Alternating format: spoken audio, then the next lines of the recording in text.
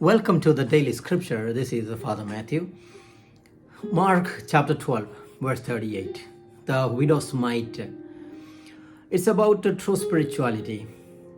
Jesus said, it's not going around in long robes, accepting greetings in the marketplaces, seats of honor in synagogues and banquets, and reciting lengthy prayers.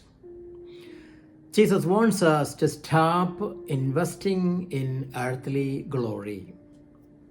Many rich people put in large sums. A poor widow also came and put in 2 small coins worth a few cents. And Jesus said, this poor widow put in more than all the other contributors to the treasury. For the Lord who looks at the heart, bigger is not always better. There are times when small is more beautiful. The amount or size of the gift does not matter as much as the cost to the giver.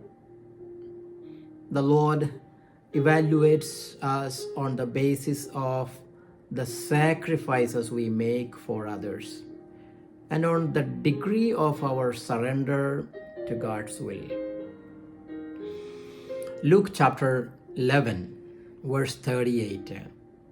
It says, the Pharisee was amazed to see that Jesus did not observe the prescribed washing before the meal. And Jesus said to him, "Oh, you Pharisees, although you cleanse the outside of the cup and the dish, inside you are filled with plunder and evil. As to what is within, give alms, and behold, everything will be clean for you." Again, Matthew chapter 19, verse 16. To that rich young man who said to Jesus, "I have kept all the commandments. What else must I do?" Jesus said, "Sell all that you have and give to the poor and follow me." Selfishness and spirituality do not coexist.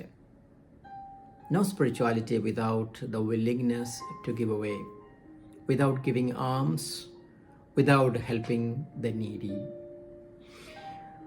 If we tell Jesus, "I attend Mass every Sunday, I receive the sacraments, I do my daily prayers without fail, what else must I do?"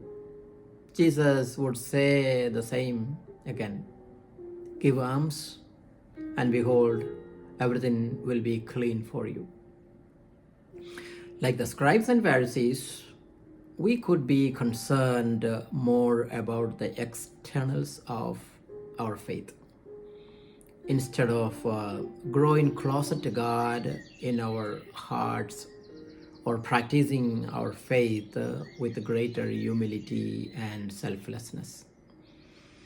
The book of Kings, 1 Kings chapter 17, verses 10 and following. A book that was written some 500 years before Jesus.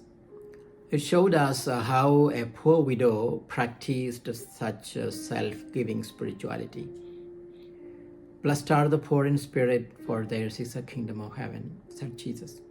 The poor widow of Zarephath in Prophet Elijah's time had just a handful of flour in her jar and a little oil in her jug, said that scripture.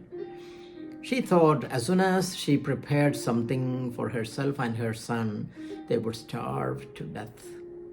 Still, she first made the famished prophet a little cake. She, from her poverty, contributed all she had, her whole livelihood. We make a living by what we get, but we make a life by what we give.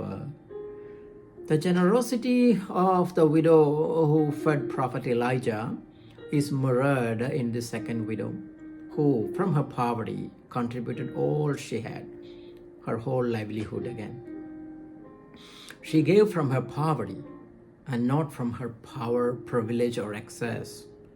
According to Jesus, this poor widow who put few pennies gave more than those who put big bills in the basket. Love does not calculate. It spends lavishly.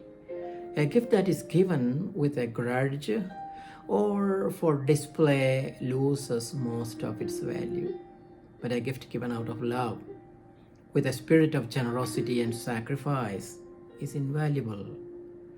True reverence for God does free the heart to give liberally, both to God and to neighbor. So it is said, the widow's mite given in sacrifice weighs more heavily in the eternal scales than the bulging granaries of the rich man. God bless you.